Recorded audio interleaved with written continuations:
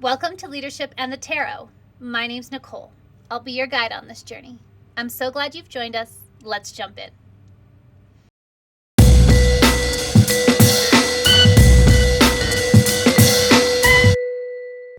Welcome back, friends. And if you're here for the first time, I'm so glad that you've decided to join us today. So, as usual, let's go ahead and jump into the card and the reading that was inspired by the card. So, this week's card is the Tower. So here we have the Tower. And again, we'll jump into the meaning of the Tower. But the Tower is another card that is all about change. Imagine life on this journey being about change, and how interesting how afraid or hesitant to change we can be when really so many of our invitations are about asking us to embrace change. Something I really like about this concept of change, there is a professor, John Cotter, and he talks about the difference between management and leadership. And management is our answer to complexity. So when we have complex things, what is it that we can manage in order to answer our questions around complexity?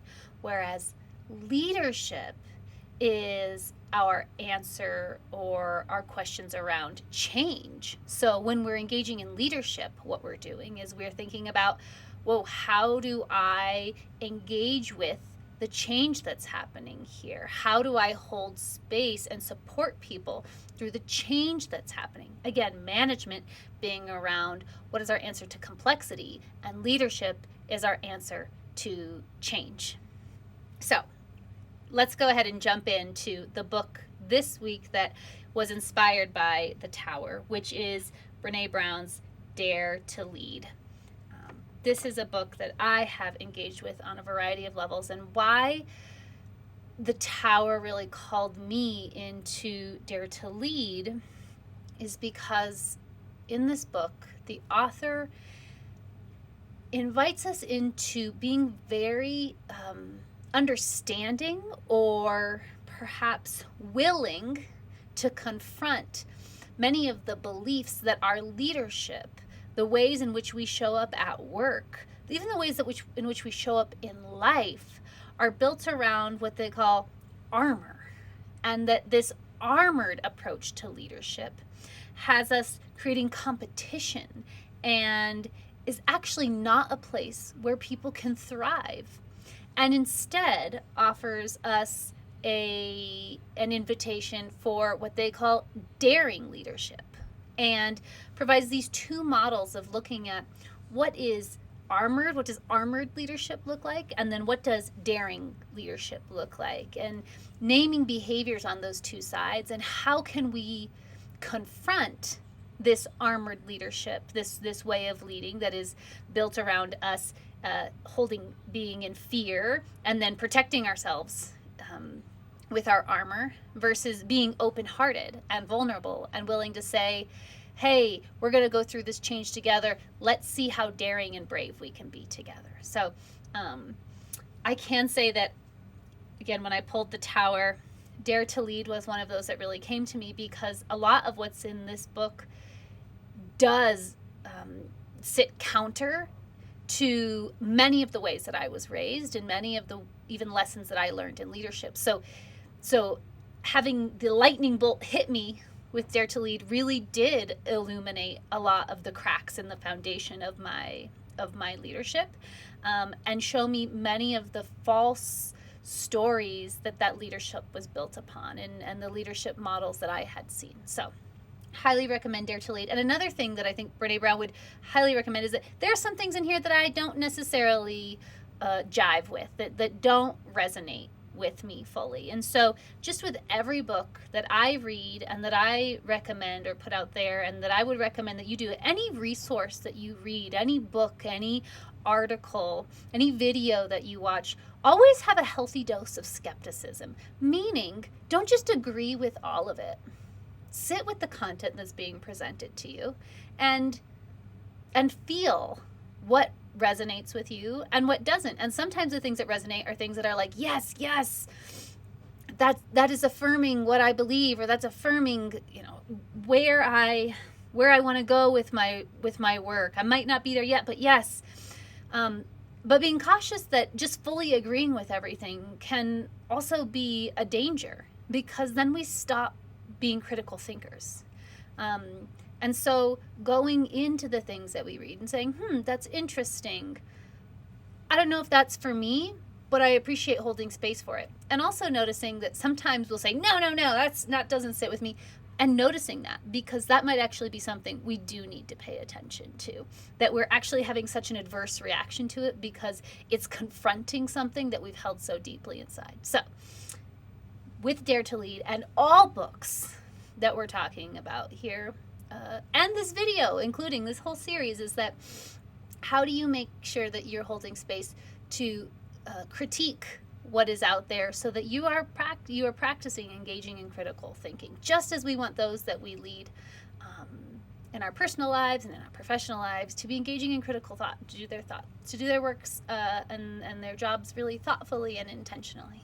So with that, let's go ahead and jump into the card. We've already sort of started to unpack it a little bit. So again, I'll bring the Tower in here. The Tower has a lightning bolt hitting the tower. As it crumbles down, we see the crack forming as it comes down. And so the Tower is about sudden change, but more so than just sudden change. It is about change that rocks us to our core, change that exposes a weak foundation, or maybe not weak, but a foundation that has been built on assumptions or illusions. And I think a lot of us are going through so much of this right now. We've moved through this world in this very Eurocentric, specific mindset.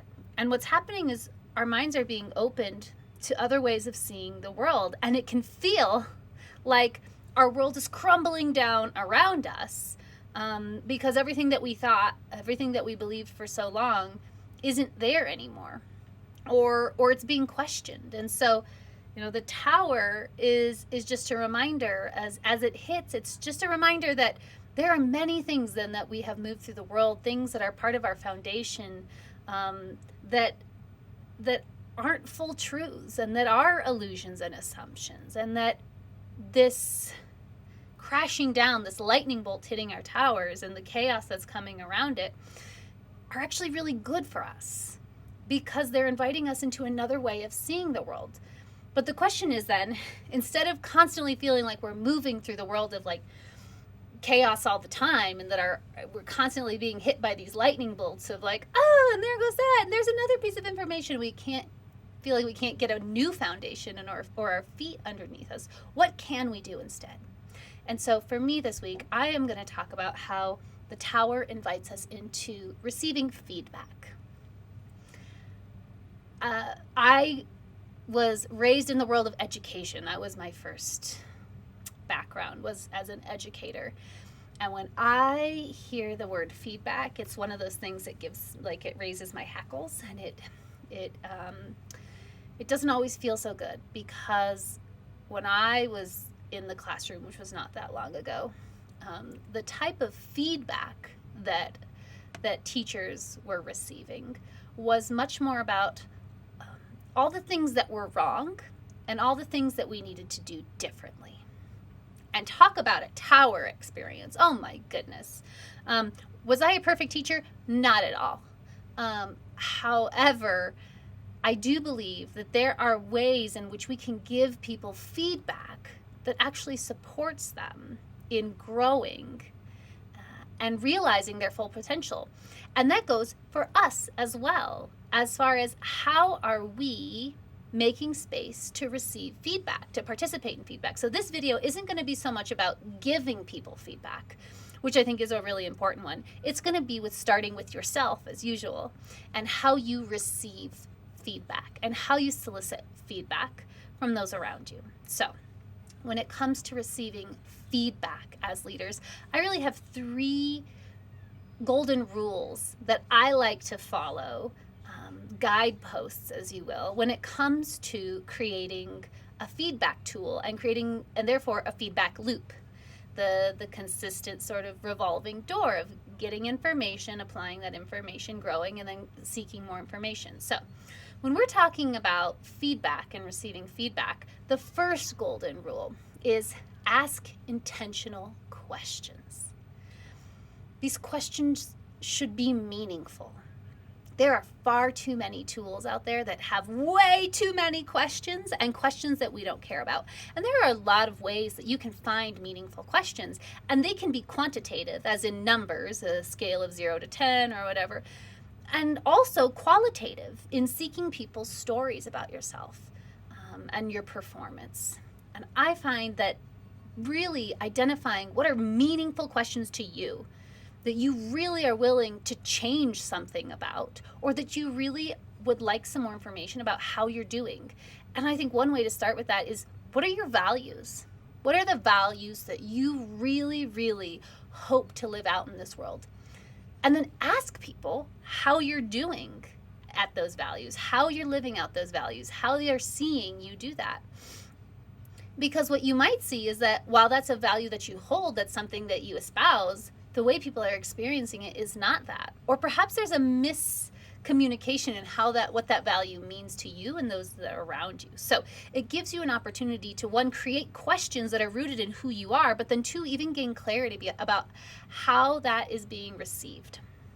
So asking questions that are meaningful. And there are so many ways to do that, but really sitting with yourself, not just going with the tool that your company gives you, or if you're a teacher, the survey that all your students get.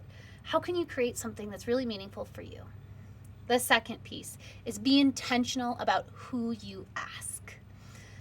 There's a few pieces in here. One, make sure you ask people who can actually give you feedback about what you're asking.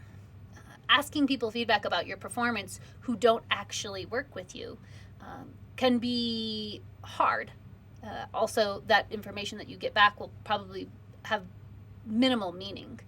So being really intentional about people who can answer the questions that you want, and will also be honest with you about the way that experiences, they are experiencing your work, how they're seeing it play out.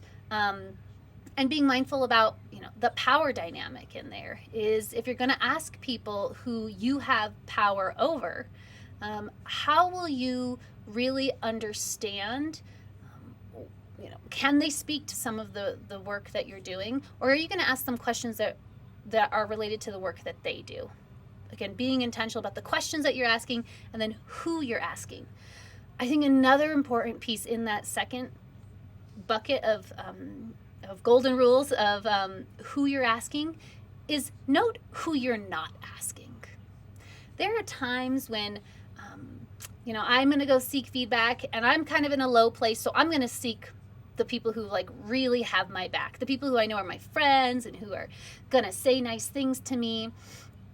And then I think about, but I don't want to ask that person. That person, they tend to be really negative, or it's okay to not ask that person. However, the choice to not ask that person can be as much valuable information as it is of who you're choosing to interview or you're choosing to ask. Because sometimes we're choosing not to ask people because we're afraid that they know some of the weaknesses, because they've either called them out for us or they challenge us professionally. So when you're choosing people, again, definitely choose intentional people who can get meaningful feedback. And also, don't just choose the easiest ones. It's okay to get hard feedback. And that goes to this place of, what do I do when I get that lightning bolt that's going to hit my tower and expose? Am I making enough reflection space so that if I do ask someone who I know tends to be a loving critic, that I can take that feedback meaningfully and integrate it into my work? So again, to recap: 1, ask meaningful, intentional questions. 2, be intentional about who you ask. And the third one is ask often. There's a few pieces here. One is that the first time we ask for feedback, that we really seek out meaningful feedback, we're probably not going to get the best feedback. And that's for a couple of reasons. One, there might not be trust. Two, people might not know the process, or they might not know what you mean, so there's going to be likely a need for growth and for clarification. And then, ask often is because in order to be able to continuously grow, to get feedback, apply it, make some changes, once a year, twice a year is not enough. So how do you integrate receiving feedback into your work quarter, into your work month, so that you are consistently applying the lessons that you've learned from the feedback and being able to say, okay, I hear what you're saying, let me try that. Okay, I'm going to make a few changes, and now I'm going to come back and ask again, how am I doing? How is this going? How are my actions demonstrating these values that I've been asking for? Or, hey, I really noticed that was an area of growth. I've been trying these things. How's that hitting? And that, again, if we do it once a year, oftentimes our teams are different people. The work that we're doing is different. And so it's like comparing apples to oranges. So just to go back one more time to reiterate, what are the 3 golden rules that I have around soliciting feedback and including feedback into our work? 1, ask meaningful questions. 2, be intentional about who you ask and why you're asking them. And 3, ask often. Make this a regular part of your work. And of course, with all of this, making time for reflection is so critical. So not just doing it to do it, but doing it in a really spacious way that demonstrates that you value people's feedback and that you really do want to hear from them about how you're doing and how that impacts what they're doing. And so how does that all relate to the tower? Well, an interesting lesson from the tower is that lightning bolt doesn't actually have to be something that leads to us crashing down. The tower says, if you can be in tune with yourself and be looking for messages and be seeking information, then the truth is that you can access that change before mass chaos. It is saying, hey, not everything has to be so destructive. If you manage these pieces of feedback, if you manage being receptive to information and ideas, what's possible is that you're actually just going to continue to change over time. And that's a really beautiful invitation into saying, hey, seek out information, ask questions, be open to a contradictory experience, and then figure out what you want to do from there. Thank you all for joining today. If you are a person or an organization that's thinking about creating feedback systems, and performance reviews is another term that we use, and you're looking for some support, I would love to be part of that journey with you. Go ahead and check out my website, and we can set up a time to talk and see where you are on that journey. Thanks again, everyone. I'm so glad you've been here, and I'll see you next time. Bye.